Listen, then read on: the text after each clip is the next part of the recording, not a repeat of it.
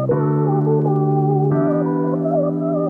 YouTube, it's your girl Duchess back for another review, and this time we are with the Braxtons, Season 1, Episode 3, Family Matters. I'm so sorry I'm late, you guys. I needed a little emotional break, honey. They had me a little sugar thing on what the episode would bring, so I have been avoiding it, but it's football season. My team is rolling today. I am in an amazing mood, so I'm like, let me just get on back in the waters. Don't forget, it is promotion time. Promotion time. Check the community wall for all the details and all the ways you can rack up some points. And I have a trivia question for you. At the top of this video, Toni Braxton has a hit song regarding the heart, appropriate for this entire Braxton so far episode with mourning their sister. So what is the title of that song? And just drop the title. Don't give any clues. Just give your answer. I know what the question is, and I am going to apply your points. So let's get into this episode. Toni, I'm sorry, not Toni. Child, y'all know I'm gonna mix up some names if I don't do nothing else. Trina, Tawanda, and Miss Evelyn are meeting for a meal, and of course Trina is the cocktail girl, and so she picks out this blueberry sort of drink, and it is good. So that is what she and Tawanda are probably gonna have. Miss Evelyn is like, I don't want a slutty one. I want a virgin. Say what now? One drink? Child, Trina is like, Mommy, there ain't nothing wrong with a little hold'em every now and then. Hold'em? What is hold'em? Kevin Jr. calls. It's a collect call because he's dealing with some domestic issues. And Tawanda picks up immediately. Hey, nephew.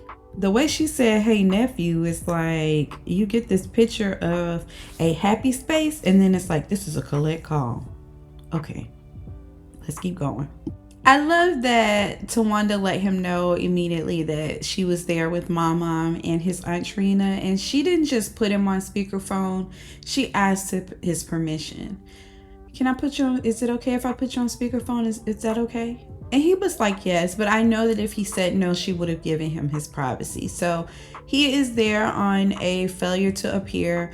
Antavius is all over it. They're not even batting a lash. Oh, Trina's like, oh, he can get him out of there with that. No problem. So their family attorney is working on it, and of course they let him know they have his back. He expresses how hard it is. It's the 2-year anniversary of his mom's passing.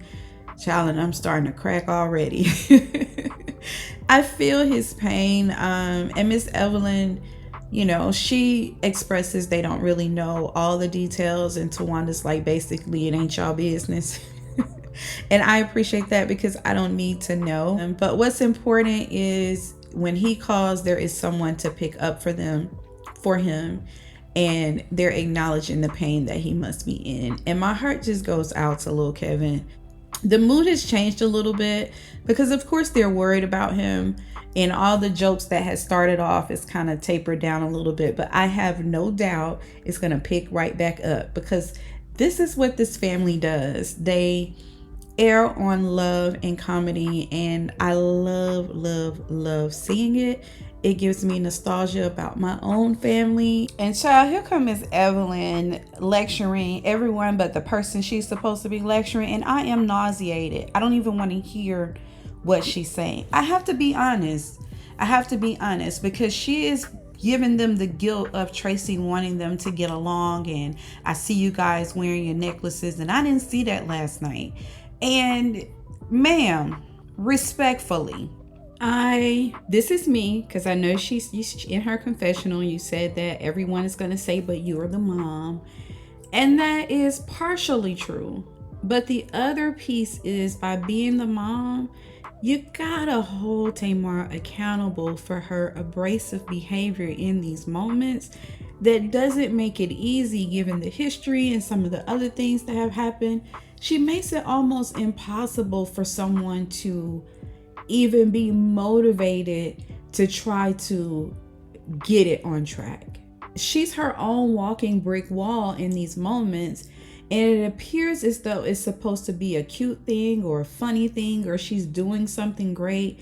And by you not calling her out on it, and I wouldn't even say call her out on it, but holding her accountable, even if it's a separate conversation from the girls, you're hindering the process. You're hindering the growth. It is not healthy to badger them or bully them or discipline them to suppress their own feelings and reactions about a situation and not be able to be honest about how it's affecting. Like, it's ineffective. And I get it. I'm going to give you an out. I get it. I know you had all these children. You were the pastor's wife, and Mr. Braxton was laying it low and spreading it wide. And I get that the last thing that you need is the baby whining and crying about how her sisters are being mean to her and them being the oldest, and they need to, take care of their little sister, and that stops her whining and crying or whatever. But they're grown now. They are whole adults, and she is an adult.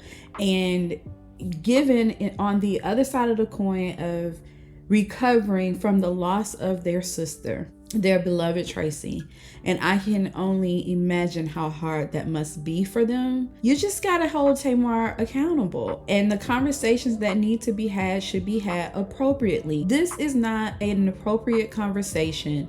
I mean, I don't know what else I didn't see in that last episode, but in my opinion, this conversation was appropriate, but it is inappropriate to the parties. This is a conversation that should be had with Tamar Braxton, and by doing so, it will help your daughters heal, because she will show up in a different manner. Now, I'm not saying go back to you or slap the piss out of her like you had said in that one episode, and that may be what you may be avoiding, because she touches on my nerves too, and I like Tamar for the most part. But that type of behavior, I'm not here for it. So I get it. You know what I'm saying? And I understand how you guys got here, but baby, it's time to cut it out. Okay? That's my lecture to Mrs. Braxton. And you viewers, like, give her the whole context, because she's only hearing you the mama. No ma'am, no ma'am, no ma'am. You're also the problem. Mama and problem. She lays it on a little bit thicker, just a little bit thicker. She, as in Miss Braxton, lays it on a little bit thicker. And Tawanda has a great point. I think we need to focus on, we took some first steps last night, and, we started our healing journey. And I just want to kind of stay on that side. Trina also says, there's one thing then, to be able to, there's another thing to be willing to. And if you're unwilling, there is nothing that we can do about that. And so they're kind of having this conversation about Tamar, but not really speaking on her. It's still in the third person roundabout thing. And that's just enough for me.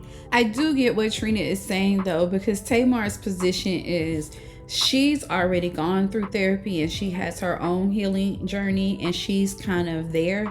So she's really there as moral support for her sisters. But as we can see, the way that this episode played out, there is some family therapy that's still needed, and there can be a benefit for the family for Tamar to actively participate.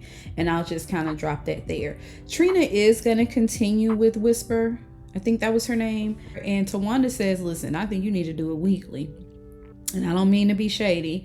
And Trina didn't take it that way. She understood what she was saying. And I'm glad that she's doing that. I like this therapist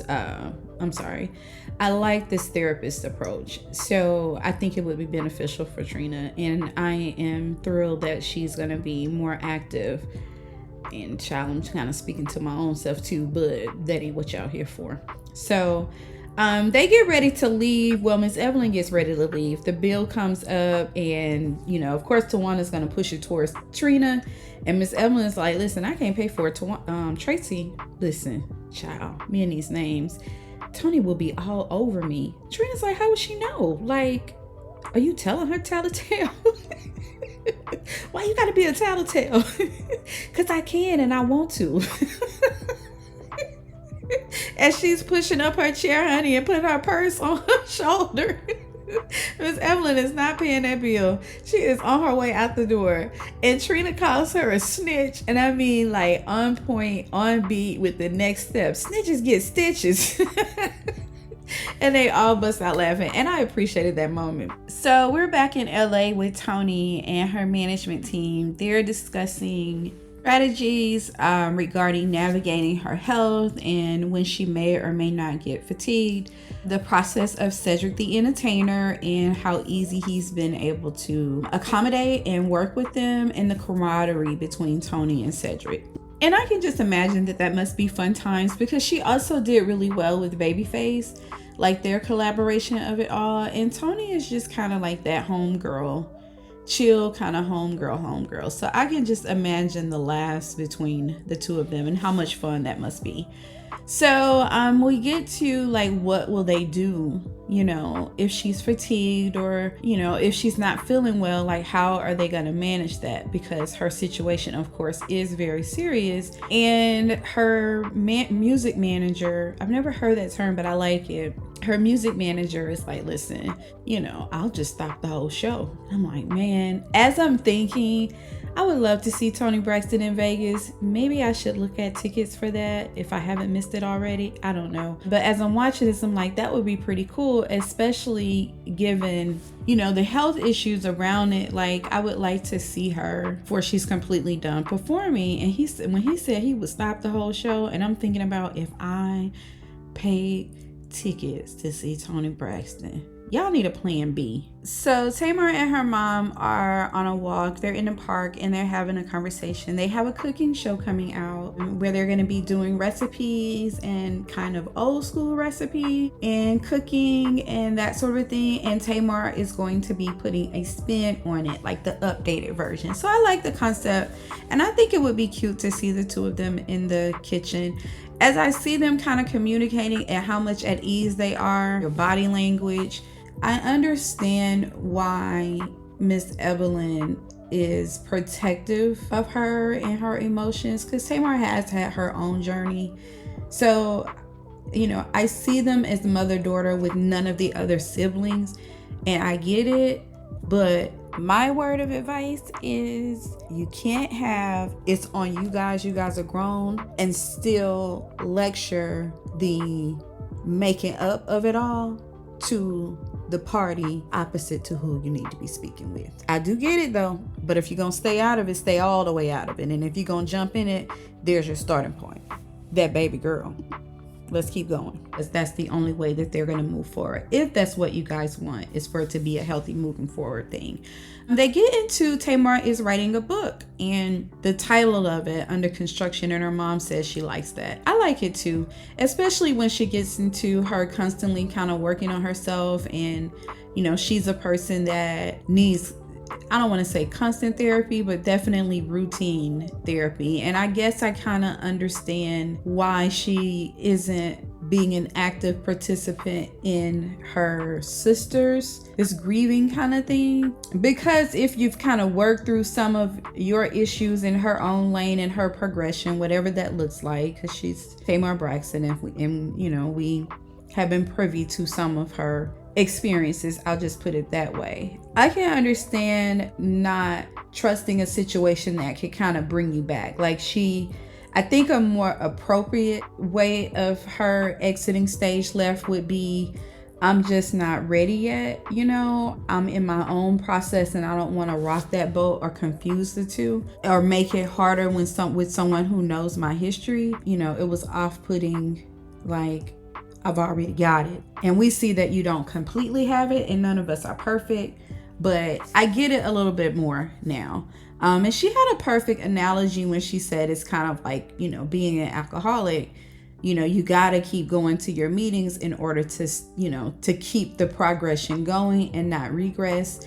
And so I'm glad for Tamar that she is self-aware enough and committed to her self-growth enough to where she's continuing the process. And I like that for her, and I wish her well on that journey, because I would love to see them all get back to how they were when we first met. I'll be definitely tuning in. Hopefully I haven't missed it. I haven't seen anything about it, but I'm definitely gonna look it up and stay tuned for that. Let's keep going. And I really like this bang look on Tamar. I need to say that before we move back over to Toni Braxton out here on this beautiful beach. Y'all gotta get out there to California to bang. I love the Gulf, but the Bay Area seems to be something to aspire to check out. Anyway, I love the bang look on Tamar. It looked like more close to how Tamar looked when we first met her.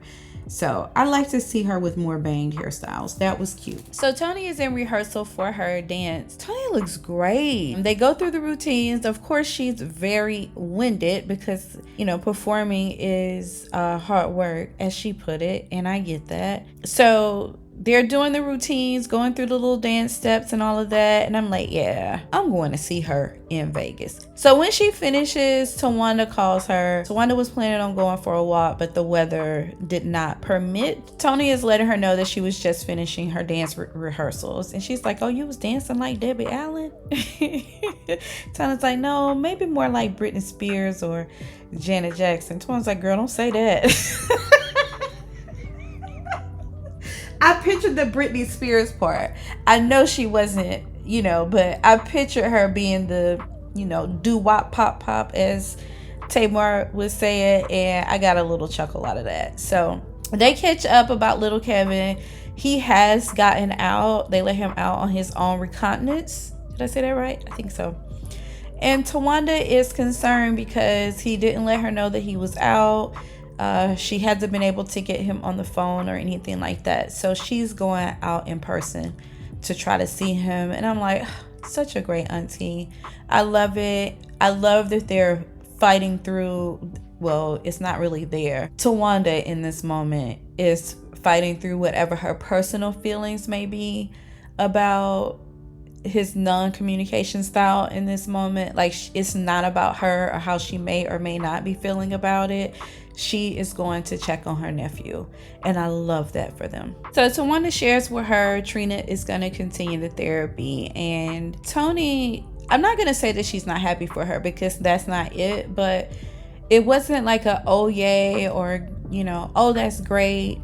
And I get it, because for Toni, as she talks about it, it's not that she regrets, you know, being open, but the aftermath of it. She talks about how heavy it was for her, and, you know, Towanda is trying to be supportive and applauding her for expressing herself. Toni is backing away from it because she didn't like the download afterwards.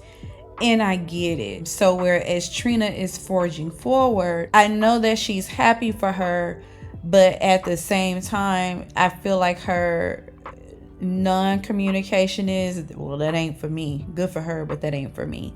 And Towanda is encouraging her, like, I think you need to get in there too. And Toni's like, maybe not. And I think what is happening with Toni is just stepping into that room with all of those emotions and all of those feelings and all of that coming forward. And I can only imagine how overwhelming that must be. So you run back out of the room and close the door and try the best to get to your regular life, so those feelings stay in that room, and that's just kind of like a do not enter zone. That's the best way that I can kind of put it. And girl, I get it, and that's the space that I hang out in too. And it is hard to convince somebody to go into that room with all them feelings and all that hurt when you've kind of figured out a way to manage it and live with it and continue to kind of do. Because once you get into that space, child, I think the fear of where it can take you and the process of that is definitely what she's communicating or not communicating in this conversation with her and Towanda, and it's very real. I also love how she's just like, girl, like, you know, like their sister friend relationship kind of thing. Like, it's evident in this conversation that they're having. And Toni does get uncomfortable. She doesn't even really want to talk about it, because I'm sure those feelings are surfacing, and so they need to switch the conversation. Girl, I feel you, Toni Braxton. Hang in there, girl. Let's keep going. So Tamar and Miss Evelyn are taping the last episode of their cooking show, and y'all, this food look good, and we're gonna get some of them recipes. I am gonna have to find that station that they're on. What was it? Okay, I can't think of it right now. I'm gonna have to rewind it and find it. But I'm interested in looking at it. And Miss Evelyn talks about how cooking brings everybody together and it's so much fun and there's healing in it, honey, and there are no lies told. I love it. I can feel the love. I may just crack open the kitchen this weekend and get some things popping just because. Trina makes a stop in, and I was happy to see that, because even as I'm watching it, I'm like, man, it would be fun to see an episode with all of them in there, because they're all so funny and they really do have a good time. And Trina brings in her mixology skills. She was like, I cannot miss that. So I was glad to see that support. They're looking at this strawberry cake that Miss Evelyn is talking about, that it looks good, and there's just like this dead silence. And Trina says, well, as soon as she starts saying beauty is in the eye, Tamar just fall out laughing. Like, she disappears. She's on the floor. And that was a really cute moment. So I enjoyed that segment, and I am going to find that cooking show. Are y'all going to find it and check it out? I am. Let's keep going. So Trina is in her session, her therapy session, and she talks about how she's afraid to go to sleep. She doesn't like to close her eyes because the different visions and the different movies that play out just kind of impacts her sadness, like increases her grief. And sometimes she gets pleasant visits from Tracy where they go back into their childhood and different things that they've experienced in their sisterhood, and she never wants to forget those things, so she welcomes that.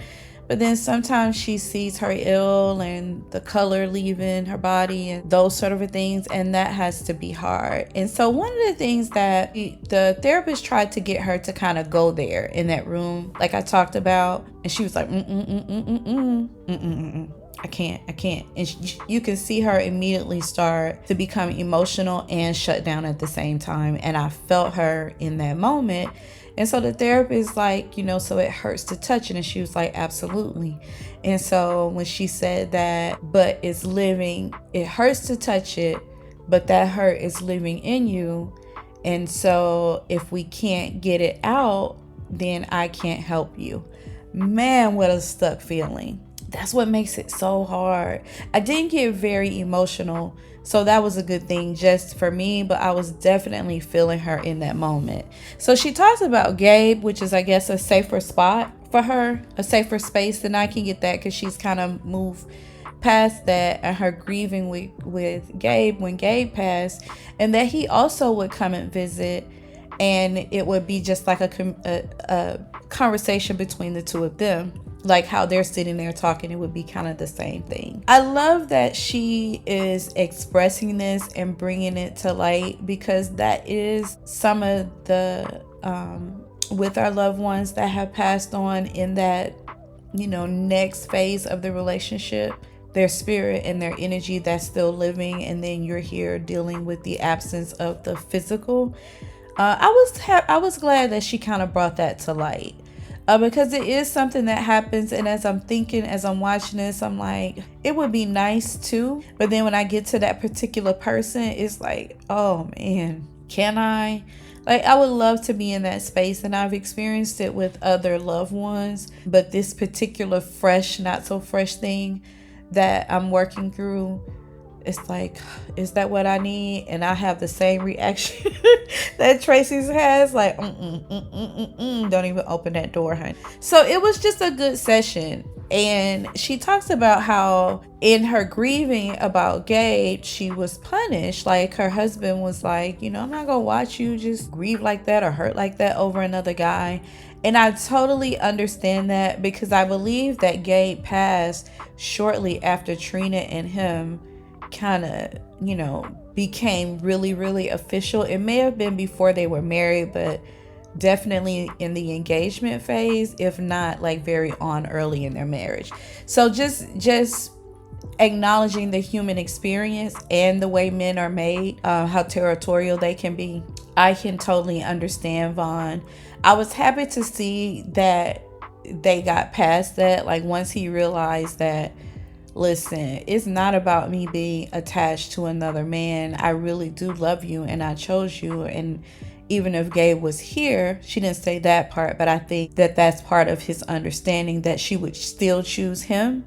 Then it got better. I also understood Trina was saying that, listen, I'm not grieving this man in that sense. He was in my life for 16 years. He took care of my children and, all of that. It was that. And I totally understood that. And I appreciate Trina for being able to articulate her feelings and her processes and, her, just how she's interpreting things and her human experience. The way that she's able to articulate it, it is so relatable, and I'm really grateful for her presence in this show, especially working through this whole grief thing and the pain of that all. So kudos to Trina. She acknowledges that she has a lot more to work through, and girl, I feel you on that, honey. So yeah, that was a good session, even for me. So Tracy and Vaughn are talking, not Tracy, child, Tracy. I'm not going to edit this stuff out. I have to get comfortable with just being who I am in these reviews. So hopefully I don't turn you guys off. But my goodness, Tracy. Trina and Vaughn are talking. And Trina is packing. They're getting ready to go to Maryland to check on Lil Kevin because of his absent communication and all. And you don't even have to guess. I'm going to tell you anyway. I am so thrilled about that. And she's talking about these yellow pants and kind of, the Waffle House color and whatever. And Vaughn is like, you always do that. Skirting around issues or deflecting. That's what he said. And she, in the next breath, still deflects. Like, I'm ready to see Lil Kevin. He's like, listen, you came in from a therapy session yesterday and you kind of went off to yourself. What's up with that? Like, let's talk about it. And I was thinking that he heard about him punishing her and that kind of thing, and I don't know how he would know about that, but I was kind of bracing a little bit.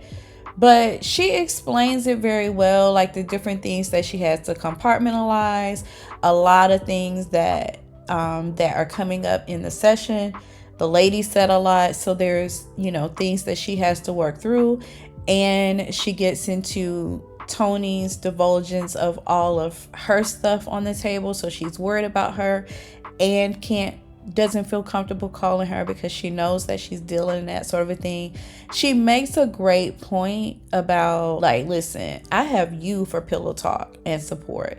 Tony is still single. She doesn't have anyone. So that was even good for me because I'm over here in my single happy land, and although I am happy in that space, I have become to recognize the importance of a life partner. Anyway, that was a kind of, ding for me, like pay attention here, because it is important and I do aspire, but it just has to be right. And that has always been my position.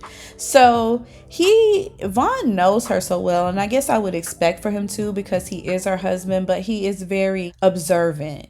And that tells me how much he loves her, because he's like, well, if she's anything like you and she expressed it, then it has to be serious. And she was like, exactly. Vaughn is making a joke because, she's ready to pack up, like zip her things up.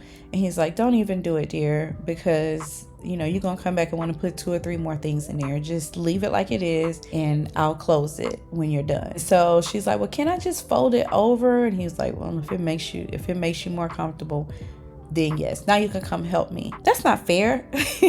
You didn't help me. Well, and she's going to go help him pack. I just love to see it, like a good, healthy marriage, friendship, compatibility, all of that. Like, I love to see this glimpse of it, the example. That's what it is. I'm loving the example of healthy love between boy and girl, man and woman, husband and wife. It's the perfect balance, and I love seeing it. Let's keep going. So Tawanda is with her family, and Brooke and Braxton are 17 and 18. I can't believe. I mean, I guess I could, but it's really sweet to see them as teenagers, and she sums it up so perfectly. You know, as a mom, you want to love on your children, and you know, you love being a mom and being there and taking care of them and picking them up and doing their things. But the kisses and the hugs, they eventually stop.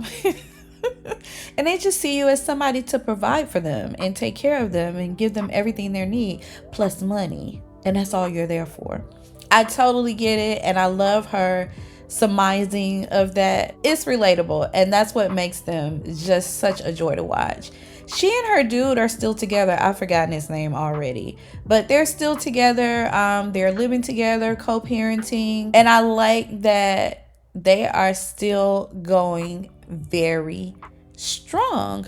She does get to hear from Kevin because his phone is still not working. The producer tracked him down through their daddy, and so he doesn't have a phone because they kept his phone. So she's like, oh, you need a phone? Okay, we'll work that out. And she lets him know that she and Trina are coming up to see him. They'll get everything worked out then. And I love that she's so relieved that she heard from him, and that she talks about, you know, they want to make sure that he understands he doesn't have to go through this alone, and that they are here for him. And not only are they just saying it, they're actually showing up. And even her kids wanting to, like, this sounds like a family thing. Can we go? She's like, no, y'all got school. Well, I mean, we good with school. Well, y'all got midterms. Oh, we took that already. You can see Tawanda kind of trying to figure out another excuse. Another debate to justify them not coming out of school and going on this trip. And they got her cornered. So she reverts to what all parents do is, okay, well, let me think about it. And they're like, okay, mom, no. Because really what we're thinking about is our next argument.